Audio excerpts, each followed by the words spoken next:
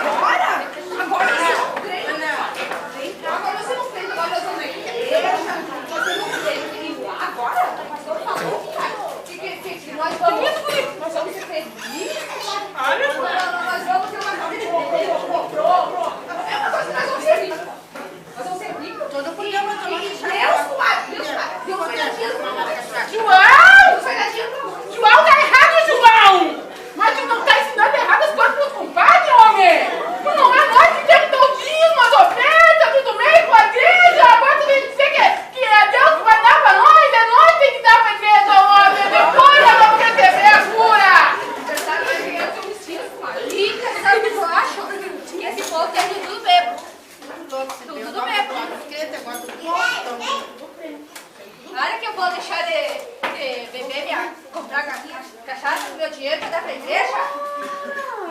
Mas nem meu dinheiro cachaça. Meu Deus do céu, o que é isso?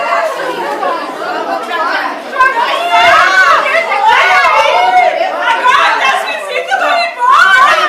Tu vai chatinho! Olha, essa folia me grita, agora as visitas vão embora!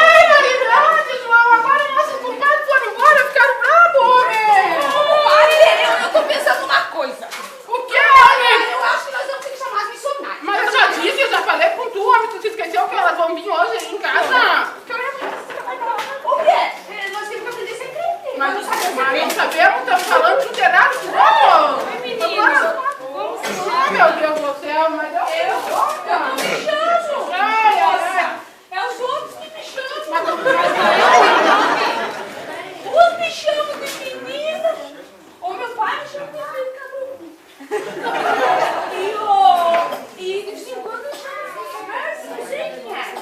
Qual que eles Eu vim trazer o alimento espiritual. Pra quem que a senhora veio trazer? Pra tua casa, pra tua família. Mulher! Aquela mulher que vai trazer comida pra nós! A comida pra nós! A mulher ganhar missionária lá!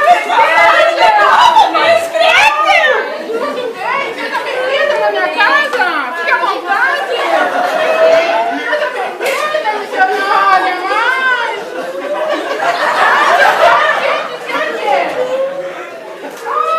Missionária, pois é.